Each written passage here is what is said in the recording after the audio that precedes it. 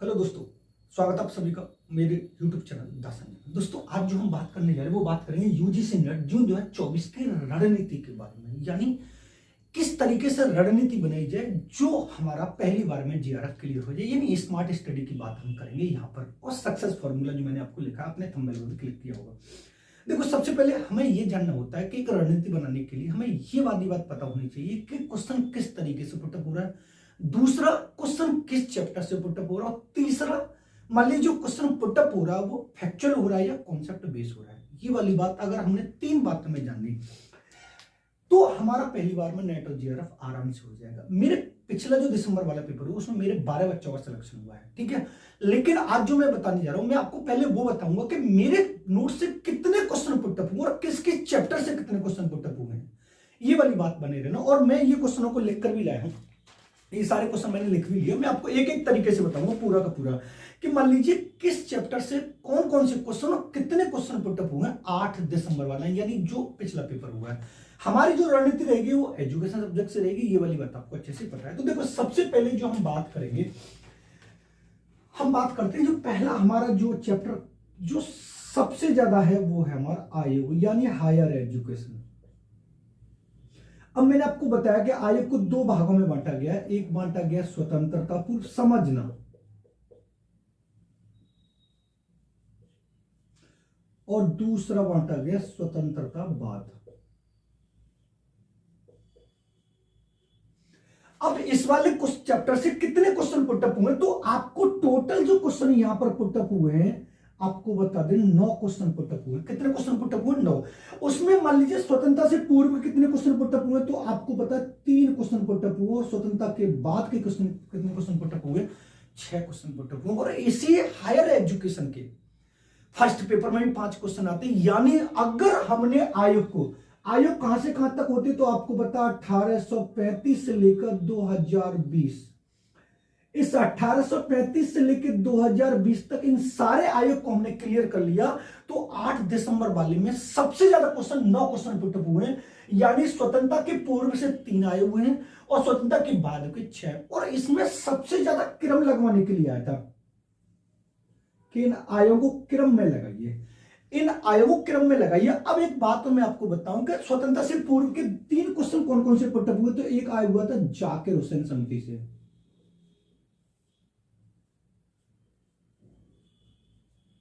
जाकिर हुसैन समिति आपको पता है 1937 में आई थी, और एक उसके बाद आई थी वर्धा योजना। 37-38 भी हो सकती है, यहां पर एक आई थी वर्धा योजना जो महात्मा गांधी की वर्धा योजना जो आई थी 1937 में आई थी, और इससे 2 क्वेश्चन पुटअप हुए थे। बाकी स्वतंत्रता के बाद के 6 क्वेश्चन पुटअप हुए। एक सर्व शिक्षा अभियान का आया था, एनईपी 2020 का आया था, विश्वविद्यालय आयोग आया था, कोठारी आयोग आया था, एनईपी 1986 आया था, मिड डे मील आया था। यानी अगर हमने आयोग को ढंग से कर लिया, और ये मेरा पूरा नोट्स में लिखा हुआ, मैं आपको पहले ही बता दूं, तो आपका सारा क्वेश्चन क्लियर हो जाए। क्योंकि सेकंड पेपर में भी 9 क्वेश्चन है, फर्स्ट पेपर में इसके 5 क्वेश्चन कंपल्सरी हायर एजुकेशन के। तो ये आयोग जो हमारा 1835 से लेकर 2020 तक अगर हमने इनको अच्छे तरीके से कर लिया तो हमारा आराम से 8 से 9 क्वेश्चन क्लियर तरीके से हो जाएंगे। जब हम दूसरे चैप्टर की बात करते हैं तो सबसे ज्यादा जो दूसरा चैप्टर हमारा होता है वो होता है हमारा शोध, यानी जिसको हम रिसर्च बोलते हैं। अब ये रिसर्च से कितने क्वेश्चन पुटअप हुए हैं, तो आपको बता दे रहा हूं मैं 4 क्वेश्चन पिछले बारे में। एक तो उन्होंने पहला जो क्वेश्चन दिया था एक्सपेरिमेंटल का दिया था, बिल्कुल क्लियर तरीके से पूछा था। एक्सपेरिमेंटल से उन्होंने ये वाली बात बोली थी, निम्नलिखित में से वह कौन सा शोध है जिसमें एक शोधकर्ता चर की मात्रा में जोड़ तोड़ कर सकता है, हेर फेर कर सकता है, तो प्रयोगात्मक शोध होता है। उसके बाद एक क्वेश्चन इसका क्रम से लगवाने के लिए आया था, किससे लगवाने के लिए आया था? क्रम से लगवाने के लिए आया था। और एक इसके शैक्षिक शोध से आया था। किससे आया था? शैक्षिक शोध जो शिक्षा में किया जाता है। और एक इसके चरण से आया था। जो मैंने आपको बताया था चरण कौन कौन से होते हैं, पहले समस्या का चयन करना होता है, फिर शोध की रूपरेखा, परिकल्पना का प्रतिपादन, आंकड़ों का संकलन, आंकड़ों का विश्लेषण, और उसके बाद निष्कर्ष, और उसके बाद सामान्यीकरण किया था। ये वाली बात क्लियर आपको पता है। उसके बाद जो हम थर्ड नंबर पर पढ़ रहे हैं तो आपको पता दर्शन से आया था। अब दर्शन से क्वेश्चन किस तरीके से पुटअप हुआ था तो मैं आपको बता दे रहा हूं। मैंने आपको दर्शन दो तरीके से पढ़ाए थे, एक पढ़ाया था आस्तिक दर्शन और एक पढ़ाया था नास्तिक दर्शन। आस्तिक दर्शन में कितने आते हैं, 6 आते, सांख्य, योग, न्याय, वेदांत, वैशेषिक, मीमांसा। और नास्तिक में कौन कौन से आते, बौद्ध, जैन और चावार का। और इनसे कितने क्वेश्चन पुटअप हुए तो मैं आपको बता दे रहा हूं। आस्तिक दर्शन से जो आए वो क्वेश्चन कितने आए, 3 क्वेश्चन आए हैं। और नास्तिक से कितने आए, 1 क्वेश्चन आया है। यानी टोटल जो क्वेश्चन कितने आए, 3 क्वेश्चन आए। कितने क्वेश्चन आए, 3 क्वेश्चन आए। ये वाली बात आपको समझ में आनी चाहिए, क्योंकि आस्तिक जो दर्शन और नास्तिक दर्शन है इसका आपको दिखाई भी दे रहा होगा, जो मैंने पिक लगा भी दी, आपको अच्छे से ध्यान था, क्योंकि पूरा का पूरा ये नोट से क्वेश्चन आए हुए, बस आपको समझना है कि क्वेश्चन किस तरीके से पुटअप हो रहा है। उसके बाद जब हम 4th नंबर पर आते हैं तो वहां पर संप्रेषण की बात होती है। किसकी बात होती है, संप्रेषण की। संप्रेषण से कितने क्वेश्चन पुटअप हुए, 4 क्वेश्चन पुटअप हुए। और यहां पर मैं आपको बता दूं, एक तो उन्होंने सहकालिक अधिगम पूछा है, सहकालिक संप्रेषण, और दूसरा इन्होंने पूछा असहकालिक संप्रेषण। सहकालिक संप्रेषण क्या होता है, जिसमें एक शोधकर्ता या मान लीजिए टीचर और स्टूडेंट दोनों एक ही समय पर ऑनलाइन रहते हैं। मान लीजिए लाइव मैच जो होता है, यानी मान लीजिए आप ऑनलाइन शिक्षण ले रहे हो, ऑनलाइन शिक्षण लेते समय मान लीजिए मैं और आप यानी टीचर और स्टूडेंट एक ही समय पर ऑनलाइन रहते, वो सहकालिक होता है। और जिसमें स्टूडेंट अपनी सुविधा अनुसार उस कोर्स को कभी भी पढ़ सकता है। जो रिकॉर्डेड वीडियो होती है वो कौन सा होता है, असहकालिक। उसके बाद इन्होंने एक और पूछा था सांकेतिक संप्रेषण, क्योंकि संप्रेषण के कितने क्वेश्चन है तो 4 क्वेश्चन, और ये सारे के सारे आपको मेरे नोट से कंपलसरी मिल जाएंगे, ये वाली बात है। उसके बाद समावेशी शिक्षा से पूछा गया। नेक्स्ट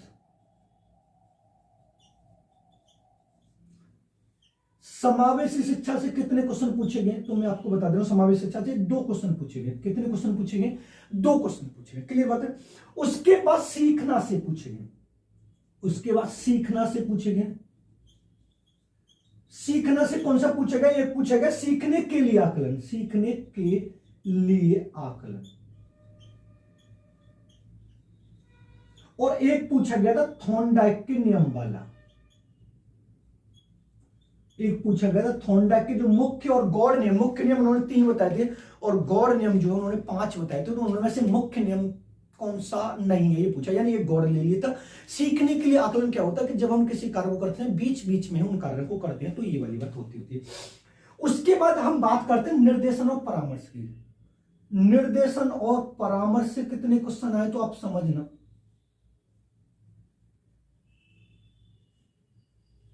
निर्देशन और परामर्श से जो क्वेश्चन पूछे गए दोस्त 4 क्वेश्चन पूछे गए, और इसमें एक क्वेश्चन कार्ल रोजर्स का भी पूछा गया है। कार्ल रोजर्स, अब कार्ल रोजर्स ने कौन सा निर्देश सिद्धांत दिया था तो आपको पता अनिर्देशीय परामर्श दिया था। इन्होंने कौन सा दिया था, अनिर्देशीय परामर्श। और ये निर्देशन और परामर्श कौन सा होता है, निर्देशन जो होता है वो जीवन के प्रत्येक पहलू पर किया जाता है, और परामर्श जो होता है किसी विशेषज्ञ द्वारा किसी विशेष समस्या को ध्यान में रखकर दिया जाता है। कार्ल रोजर्स ने जो दिया था वो अनिर्देशीय परामर्श दिया था। यानी परामर्श 3 प्रकार का वैसे मुख्य रूप से निर्देशीय, अनिर्देशीय और समन्वित। निर्देशीय परामर्श E.G. विलियमसन ने दिया था और अनिर्देशीय परामर्श कार्ल रोजर्स ने दिया था। टोटल जो परामर्श और निर्देशन से क्वेश्चन पुटअप हुए थे वो 4 क्वेश्चन पुटअप हुए थे। कितने हुए थे, एक क्वेश्चन पूछा गया था पाठ्य योजना के क्रम लगवाने के लिए, पाठ्य योजना बनाते समय।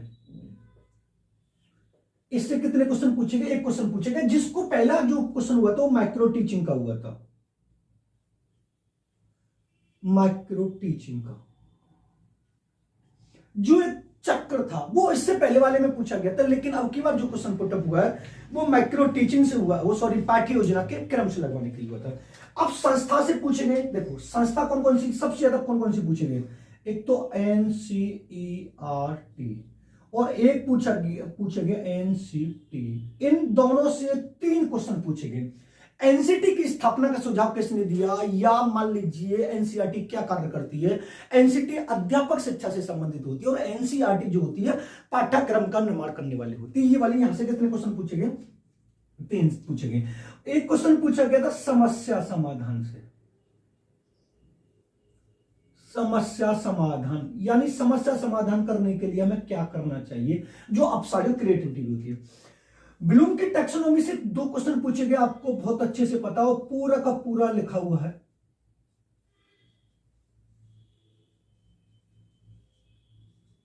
करतबुल और ये वाला जो भावात्मक ज्ञानात्मक क्रियात्मक के उन्होंने चरण लगवा लिख ली पूछी। तो और अगर आप देखना चाहो तो नोट्स में पूरा का पूरा लगा है। अगर आप नोट्स लेना चाहते हैं तो 7217377533 आप इस नंबर पर कांटेक्ट कर सकते हैं। आपको UGC net education second paper और फर्स्ट पेपर के नोट्स मिल जाएंगे। ये जो मैं आपको बता रहा हूं, ये जो मैं लिख के लाया हूं, जो 8 दिसंबर वाला पेपर है, ये सारे मेरे नोट्स से आए हुए हैं। कुछ क्वेश्चन फैक्चुअल पूछे गए, कुछ क्वेश्चन कॉन्सेप्ट बेस्ड पूछे गए। अगर आपका कॉन्सेप्ट क्लियर है तो आपका एक भी क्वेश्चन गलत नहीं होगा, लेकिन पहले आपको पढ़ना आना चाहिए। अगर आपने अच्छे से नोट्स को तैयार कर लिया, और ये सारे जो मैं बता रहा हूं आपको आराम से देख सकते हैं, मैं मना नहीं कर रहा आपसे। उसके ब्लूम की टैक्सोनॉमी से, उसके बाद जो एक क्वेश्चन पूछा गया नेतृत्व से पूछा गया। किससे पूछा गया, नेतृत्व से पूछा गया, यानी लीडरशिप से पूछा गया। यहां से एक ही पूछा, एक पूछा या 2 पूछे, कितने पूछे नेतृत्व से, 2 पूछे। कितने पूछे, 2 पूछे। नेतृत्व तो क्या होना चाहिए, यानी जब मान लीजिए मॉनिटर प्रणाली जो होती है, मॉनिटर जो प्रणाली होती है, वहां से क्वेश्चन पुटअप हुए कि नेतृत्व किसे कहते हैं। कि मान लीजिए क्लास को आपको डील करने के लिए दी जाए, आप प्रिंसिपल है तो पूरे स्कूल को डील करेंगे, यानी जब आपके अंडर कुछ लोग कार्य करते तो उन लोगों को आप किस तरीके से डील करना चाहते हैं, ये वाली बात आपको समझ में आनी चाहिए। क्लियर बात है। उसके बाद जब हम चलते हैं नेक्स्ट सीखना पर, सीखना मैंने यहां पर ये बताया था, सीखना थोंडा भी पूछा है और यहां पर एक गैने भी पूछा, मैं यहां पर ही लिख दे रहा हूं, गैने भी पूछा गया। गैने का जो क्रम है, कितने प्रकार बताए, 8 प्रकार बताए हैं कंडीशनिंग ऑफ लर्निंग में। संकेत पहला आता संकेत, दूसरा उद्दीपक अनुक्रिया, श्रृंखला, शाब्दिक, विभेदात्मक, संप्रत, सिद्धांत और समस्या समाधान, ये वाला क्रम में लगवाने के लिए पूछा था। उसके बाद उन्होंने पूछा है कोल से, कोल COL, एक क्वेश्चन पूछेगा कॉमनवेल्थ ऑफ लर्निंग, यानी राष्ट्रमंडल खेलों से संबंधित एक क्वेश्चन पूछा गया। ये मेरे फर्स्ट पेपर का जो मैंने नोट्स दिया था उसमें बाकायदा लिखा हुआ राष्ट्रमंडल खेलों के। जो COL का जो मीडिया केंद्र एशिया में बनाया गया उसको भारत बनाया गया, यानी भारत में बनाया गया। क्लियर बात है। विश्वसनीयता और वैधता से क्वेश्चन पूछे गए 2।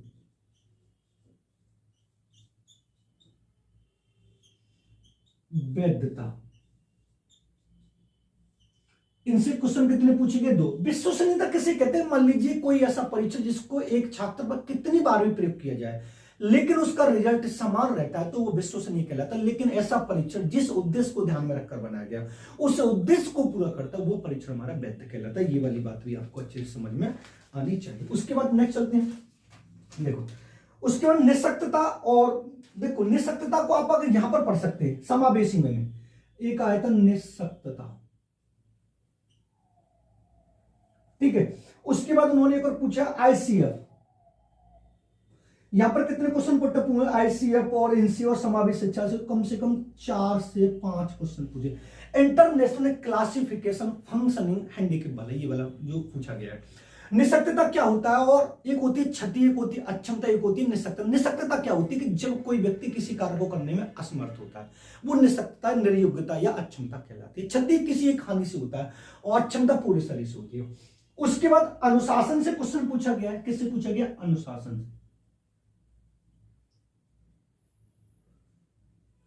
अनुशासन से कितने क्वेश्चन पूछे गए तो आपको पता है 2 क्वेश्चन पूछे गए। कितने क्वेश्चन पूछे गए, 2। अनुशासन 3 प्रकार का होता है, दमनात्मक, मुक्त्यात्मक और प्रभावात्मक। अनुशासन क्या होता है, किसी को किसी अच्छे कार्य में लगाने के लिए कहलाता है। उसके बाद ऑनलाइन और ऑफलाइन अधिगम की बात हो रही है। देखो मैं आपको यहां पर भी बता रहा हूं, और एक होता ऑनलाइन अधिगम और एक होता ऑफलाइन अधिगम।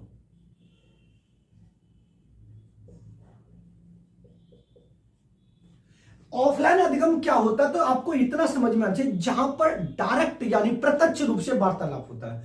और ऑफलाइन जो होता है, यानी जहां पर प्रत्यक्ष रूप से टीचर और अध्यापक का आमना सामना होता है। ऑनलाइन अधिगम क्या होता है, एक छात्र अपनी सुविधा अनुसार किसी भी टीचर की क्लास को ले सकता है। एक यहां से क्वेश्चन पुटअप हुआ था।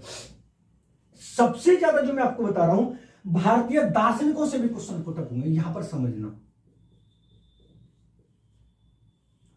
भारतीय दार्शनिक, अब भारतीय दार्शनिक में मैं आपको ये वाली बात बता रहा हूं कि एक तो समझो गिज्जू भाई की पुस्तक जो मिलान करने वाली आई थी, एक उसका पाउलो फ्रेले का भी आया था और एक सावित्री फुले का भी आया था, विवेकानंद, टैगोर और पाश्चात्य दार्शनिक भी है जॉन डीवी रूसो, ये वाले क्वेश्चन भी यहां पर पूछे गए। यानी अगर भारतीय दर्शन और पाश्चात्य दर्शन इन दोनों की बात हम करते हैं तो ये समझ लीजिए भारतीय दर्शन पाश्चात्य दर्शन से कम 6 क्वेश्चन पुटअप हुए। कितने हुए? 6। यानी एक तो आपको बताओ गिज्जू भाई की पुस्तक पूछी गई, देवास्वप्न पूछी गई, रूसो की बात हुई, नकारात्मक और सकारात्मक, नकारात्मक शिक्षा की और निषेधात्मक शिक्षा की, जॉन डीवी की बात हुई है, अनुभव केंद्रित यानी बाल केंद्रित शिक्षा की बात हुई है। तो ये सारे के सारे क्वेश्चन यहां से पुटअप हुए। उसके बाद शिक्षण के स्तर से एक क्वेश्चन पुटअप हुआ है, शिक्षण का स्तर। अब शिक्षण के स्तर कितने, तो आपको मैंने बताया 3 है। एक मैंने आपको पढ़ाया स्मृति, एक पढ़ाया मैंने बोध और एक पढ़ाया मैंने चिंतन। एक कौन सा पढ़ाया? चिंतन। यानी ये सारे के सारे आपको ये पता होने रहे कि इन चैप्टरों से क्वेश्चन ज्यादा जिससे पुटअप हो रहे हैं वहां से आपको क्वेश्चन याद कर लेना है। एक थर्स्टन का पूछा गया, बुद्धि का थर्स्टन, यानी थर्स्टन की पूछी गई है। कौन सी बुद्धि नहीं बताई, तो इन्होंने समूह कारक का सिद्धांत बताया था। किसका बताया था? समूह कारक का सिद्धांत बताया, 7 प्रकार की बताई थी। मापन और मूल्यांकन से क्वेश्चन पुटअप हुए, मापन के स्तर के क्वेश्चन पुटअप हुए, तो आपको पता होगा 4 स्तर है। कितने स्तर है? 4 स्तर है। और मूल्यांकन से भी क्वेश्चन पुटअप हुआ है। मापन के 4 स्तर कौन कौन से, तो आपको पता होगा नामित, क्रमित, अंतराल, अनुपात, ये वाले क्वेश्चन यहां से पुटअप हुए। तो ये वाली बात आपको समझ में आनी चाहिए, क्योंकि हमें ये वाला सारा का सारा यहां पर समझ में आना चाहिए। एक आपको पता है सृजनात्मकता से क्वेश्चन पूछे गए 2, सृजनात्मकता और प्लस अपसारी चिंतन। यहां से कितने क्वेश्चन पुटअप हुए, तो आपको पता होना चाहिए 2 क्वेश्चन पुटअप हुए हैं। उसके बाद आपको CIPP पूछा गया, CIPP यानी जो पाठ्यचर्या मूल्यांकन होता है। कॉन्टेक्स्ट, इनपुट, प्रोसेस, प्रोडक्ट जो पूछा गया। टेलर से एक क्वेश्चन पूछा गया, टेलर से एक ही पूछा गया बस। वैज्ञानिक प्रबंध का पिता कहा जाता है टेलरवाद को, ये वाली बात आपको समझ में आनी चाहिए। उसके बाद 2 क्वेश्चन पूछे गए, यथार्थवाद और आदर्शवाद। यहां से कितने क्वेश्चन पुटअप हुए, तो आपको पता होना चाहिए 2 क्वेश्चन पुटअप हुए हैं। उसके बाद जब हम चलते हैं तो प्रौढ़ शिक्षा से एक क्वेश्चन पुटअप हुआ। किससे हुआ? प्रौढ़ शिक्षा से।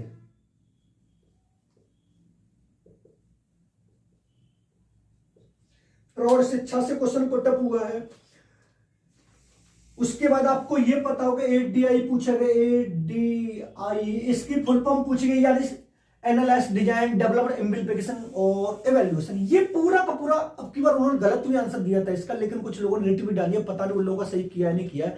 तो ये आपको पता होना चाहिए। और ये ऐसा कोई सा भी आपको टॉपिक अलग नहीं है जो मेरे नोट्स में मैंने आपको न दिया। अगर इन सारे टॉपिकों को जो आपको पता है, अगर इनको नोट्स को आप लेना चाहते हैं तो आप इस नंबर पर कांटेक्ट कर सकते 7217377753, क्योंकि स्मार्ट स्टडी का मतलब ये होता है कि पहले हमें ये देखना है कि पेपर पुटअप कहां से हो रहा है, क्वेश्चन कहां से आ रहा है, और उन क्वेश्चनों का चैप्टर को हमें क्लियर करना है। तो ये वाली बात आपको समझ में आनी चाहिए। उसके बाद आपको पता है सैंपल से पूछा गया है। सैंपल से, सैंपल 2 प्रकार की होती है, एक होती है संभाव्य जो सबसे ज्यादा होती है, और एक होती है असंभाव्य।